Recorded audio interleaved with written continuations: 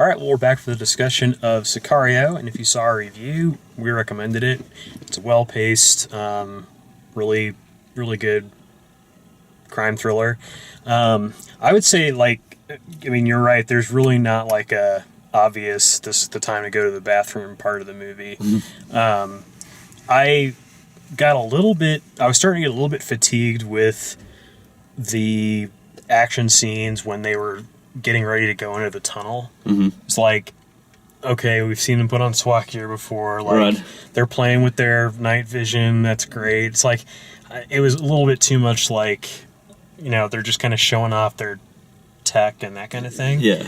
But once they got into the tunnel, I was back in the movie, mm-hmm. right away. Mm-hmm. I think that the decisions to,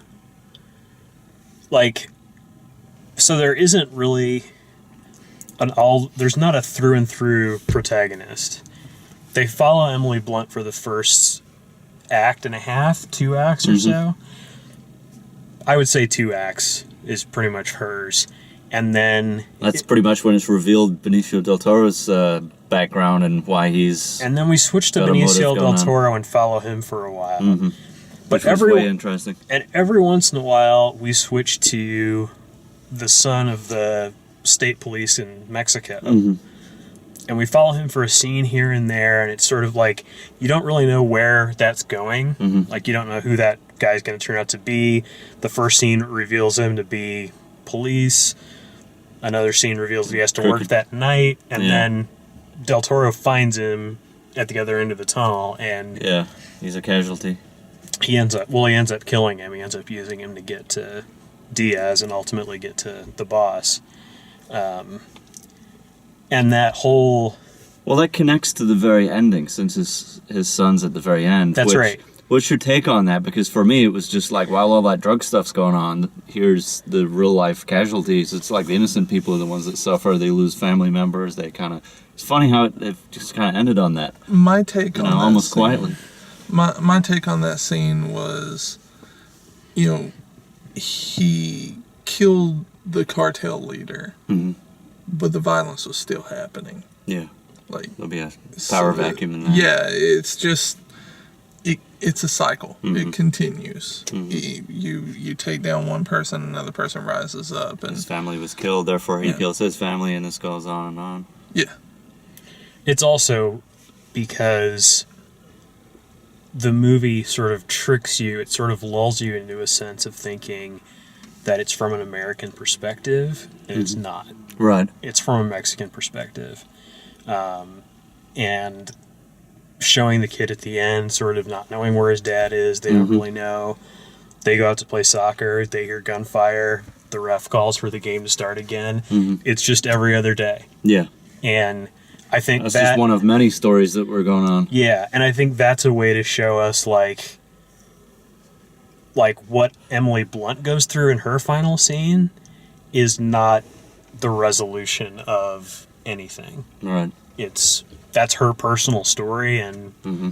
What happens to her is inconsequential. What's going on the other side of the border is way more important.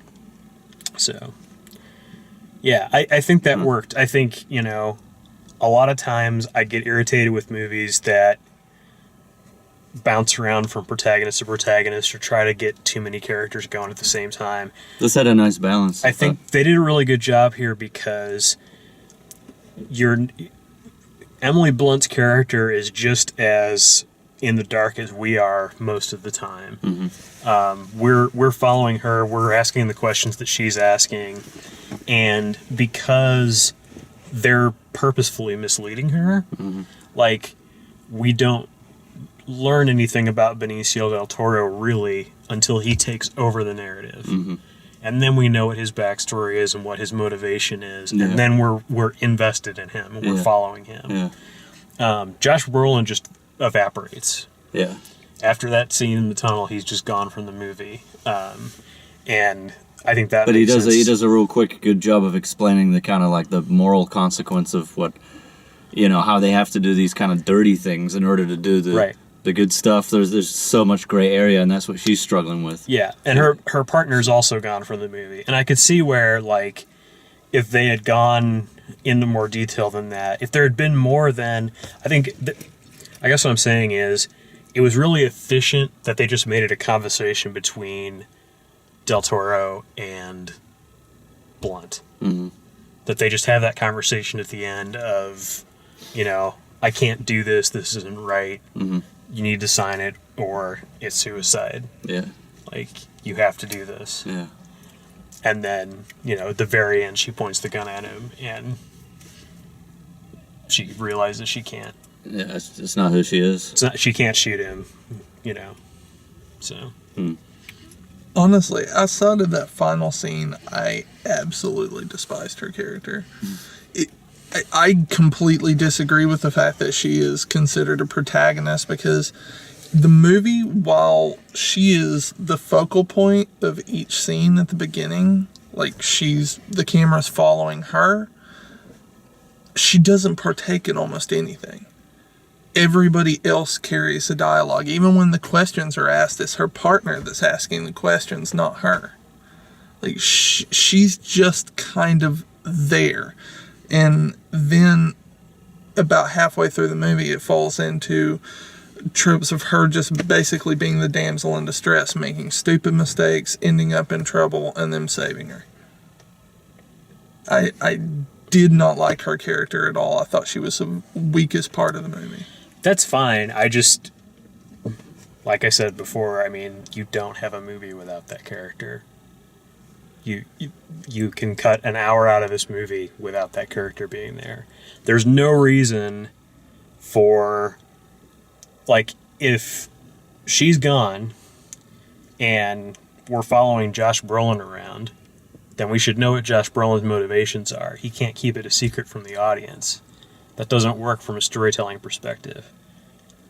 The story works because she's there. I'm not saying that there shouldn't be a character there. I'm saying there were better characters, such as her partner. I thought her partner was a better character than her. Right, but what is she told over and over again? Soak it in. Listen. Yeah. Observe. And that's what the audience is supposed to do.